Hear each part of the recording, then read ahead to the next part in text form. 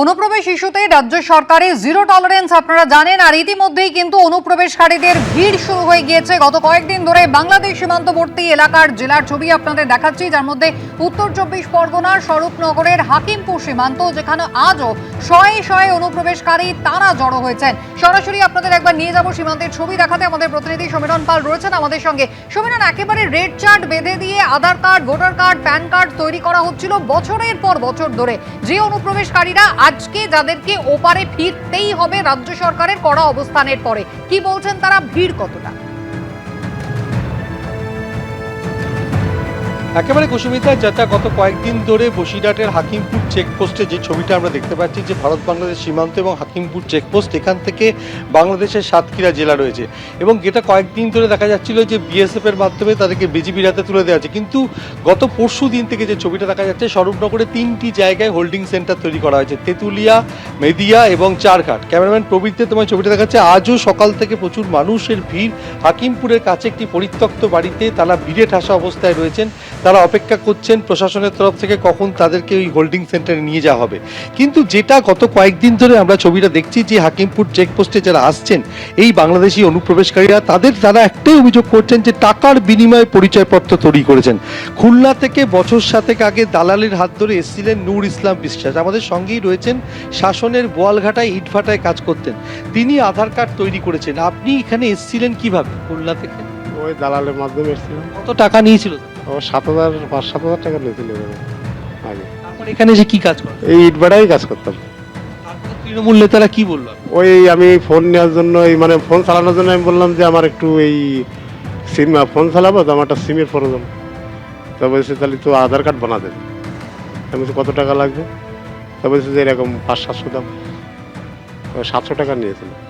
তারা নিয়েছিল ওই ওখানকার নেতারাই। কোন দলের? এই তৃণমূলের হবে, তৃণমূলের টাকা নিয়েছিল। স্যার আমি কি করে বলবো, আমি তো লেবার লোক, শ্রমিক লোক, আমি কি বলবো? এখন না দিলে দেবে না আধার কার্ড। তারপরে ভোটার কার্ড বানানোর জন্য কোনো টাকা চেয়েছিল? না, ভোটার কার্ডের আমি বলিনি, তাও দেয়নি। এবং তুমি শুনলে যে টাকার বিনিময়ে, অর্থাৎ 700 টাকার বিনিময়ে আধার কার্ড তৈরি করা হয়েছিল। আপনি কত বছর আগে বাংলাদেশ থেকে? আমি কিছু বলতে পারবো না, আমি অনেক বলেছি। আচ্ছা, যারা দেখছেন যে তুমি দেখতে পাচ্ছ এই চাতালের মধ্যেও ছোট্ট শিশুদের নিয়ে তারা অপেক্ষা করছেন, বিভিন্ন হোল্ডিং সেন্টারে তাদেরকে নিয়ে যাওয়া হবে। এবং এই যে যারা বাসিন্দা, তারা বাংলাদেশের নাগরিক, তারা দীর্ঘদিন ধরে বেআইনিভাবে এই রাজ্যে বসবাস করছিলেন। আপনি এখানে কতদিন ধরে বাংলাদেশ থেকে? 10 বছর। কোথায় থাকতেন? ডোমজুর থানা। ডোমজুর থানা। কি কাজ করতেন? ওই এমনি কাজ কম করতাম। আপনার কি কি কার্ড ছিল? কার্ড হয়নি। ছিলেন? হ্যাঁ, করে না। চাইনি, কুদো হত্যি দিত না। কিভাবে এসেছিলেন? দালালের হাত ধরে? হ্যাঁ, ও সে দেখুন আইলাম কম, ওই 5,000 টাকা মতো। এতদিন ধরে বেআইনিভাবে এদেশে বসবাস করছিলেন, তখন প্রশাসন কিছু বলেন? না, দেখুন কোনো আবহাওয়া ছিল না, থাকতাম, বেড়াতাম, ঘুরতাম, কাজও হইতো। তারপর এখন আর কাজও নেয় না, রাখে না, বলে রাখবো না, চলে যা। অর্থাৎ এতদিন ধরে তারা, প্রশাসন তাদেরকে কিছু বলতেন না, এমনটাই অভিযোগ করছে। কিন্তু তারা এখানে বেআইনিভাবে বসবাস করছিলেন। এইখানে যারা এই যে হাকিমপুর চেকপোস্টে তারা আসছেন, এবং গত কয়েকদিন ধরে যে ছবিটা আমরা দেখতে পাচ্ছি, যে তারা বিকেল পর্যন্ত থাকছেন। এরপর পুলিশের পক্ষ থেকে তাদের কাছ থেকে সমস্ত নথিপত্র, নাম নথিভুক্ত করার পর তাদেরকে সরাসরি নিয়ে যাওয়া হচ্ছে হোল্ডিং সেন্টারে। আপনি এই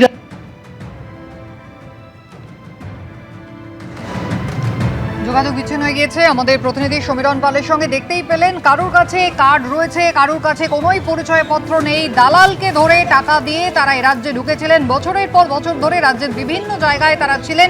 এবার রাজ্য সরকারের কড়া অবস্থান অনুপ্রবেশ নিয়ে, আর সেই কারণে এবার তাদের ফিরতেই হচ্ছে ওপারে।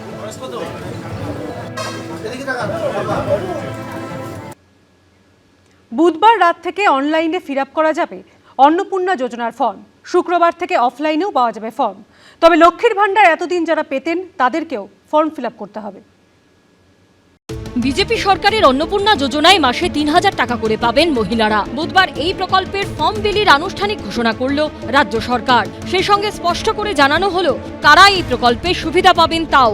অন্নপূর্ণা যোজনার ফর্ম সবাইকে ফিল আপ করতে হবে। ভাতা পেতে গেলে ফর্ম ফিল আপ আবশ্যিক। অনলাইন ও অফলাইন দুভাবেই ফর্ম ফিল আপ করা যাবে। বুধবার রাত থেকে অনলাইনে পাওয়া যাবে অন্নপূর্ণা যোজনার ফর্ম। অফলাইনে বিডিও, এসডিও, জেলা শাসকের অফিস থেকে ফর্ম পাওয়া যাবে শুক্রবার থেকে। 1 জুন থেকে 90 দিন এই প্রক্রিয়াটা চালাবো। কিভাবে হবে? অনলাইনে হবে, অফলাইনেও হবে। বিডিওরা এবং পৌরসভা থেকে তারা করবেন। বড় পৌরসভা কর্পোরেশনের ক্ষেত্রে ওয়ার্ড ভিত্তিক, বড় ভিত্তিকও হবে।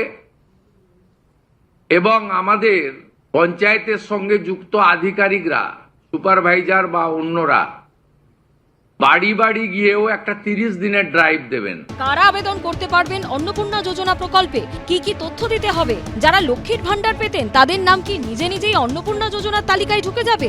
এসব প্রশ্ন ছিল অনেকেরই। বুধবার রাজ্য সরকারের তরফে জানানো হয়েছে, যারা লক্ষ্মীর ভান্ডার পেতেন তাদেরও অন্নপূর্ণা যোজনার ফর্ম ফিল আপ করতে হবে। সরকারের তরফে ভেরিফিকেশনের পর তালিকায় নাম উঠলে তবেই মাসে 3000 টাকা মিলবে। ভেরিফিকেশনে ফর্ম বাতিল হয়ে গেলে টাকা পাওয়া যাবে না। যেমন যেমন এনরোলমেন্ট হয়ে যাবে, ভেরিফিকেশন হয়ে যাবে, তারা অটোমেটিক কোর্সে লক্ষ্মীর ভান্ডার থেকে অন্নপূর্ণা যোজনায় চলে যাবেন এবং লক্ষ্মীর ভান্ডার তাদের অফ হয়ে যাবে। ততক্ষণ লক্ষ্মীর ভান্ডারের যে সুবিধা তারা পাচ্ছেন সেই সুবিধা থেকে তারা বঞ্চিত হবেন না। ফর্মে উপভোক্তার ব্যাপারে বেশ কিছু তথ্য চাওয়া হয়েছে, যেমন পরিবার কি মাসিক রেশন তোলে, 3টির বেশি পাকা ঘর আছে কি, পরিবারের সব সদস্য মিলে মোট জমির পরিমাণ কত, পরিবারে কারো 4 চাকা গাড়ি আছে কি, স্বাস্থ্য বীমা আছে কি, পরিবারের সদস্যরা কি ধরনের কর্মসংস্থানের সঙ্গে যুক্ত। আমাদের সরকার অন্নপূর্ণা যোজনায় 3000 টাকাও দিতে চান এবং ফ্যামিলি ডাটাটাও সংগ্রহ করতে চান, কারণ আরো নানাবিধ কর্মসূচিতে আমরা এই পরিবারগুলিকে সহযোগিতা করতে চাই কেন্দ্রীয় এবং রাজ্যের বিভিন্ন স্কিমে। রাজ্য সরকারের তরফে স্পষ্টই জানানো হয়েছে যে মহিলারা আয়কর দেন তারা অন্নপূর্ণা যোজনার সুবিধা পাবেন না। ভোটার তালিকায় যাদের নাম নেই তারাও অন্নপূর্ণা যোজনার টাকা পাবেন না। সিএতে যারা নাগরিকত্বের আবেদন করেছেন তারা ব্যতিক্রম। এসআইআর এ নাম বাদের পর যারা ট্রাইব্যুনালে আবেদন করেছেন তারা অন্নপূর্ণা যোজনার জন্য আবেদন করতে পারবেন। ভোটার তালিকা থেকে মৃত, ভুয়া, অভারতীয়, অস্তিত্বহীন এমন প্রায় 30 লক্ষ মতো লোকের নাম আছে। সংখ্যাটা কম বেশি হতে পারে, আমি টেন্টেটিভ বলছি। তারা যেমন পাচ্ছেন তারা পাবেন না, মানে আলটিমেটলি কমে যাবে। কমে গেলেও আমাদের ধারণা যারা বিরাট সংখ্যক, প্রায় 2 কোটির কাছাকাছি হয়তো উপভোক্তা ফাইনালি আসবে। আমরা এই ফর্মে অনেকগুলি ক্লজ রেখেছি, খুব সিম্পল, এবং আমরা সহযোগিতা করব। ফর্ম ফিল আপের পুরো প্রক্রিয়াটি 90 দিন ধরে চলবে। 2রা জুনের মধ্যে যারা এই প্রকল্পে নাম নথিভুক্ত করিয়ে নিতে পারবেন তারা জুন মাস থেকেই অন্নপূর্ণা যোজনার টাকা পাবেন। সুমন ঘরাই ও শিবাশিস মৌলিকের রিপোর্ট, এবিপি আনন্দ। এবিপি আনন্দ, এগিয়ে থাকে, এগিয়ে রাখে।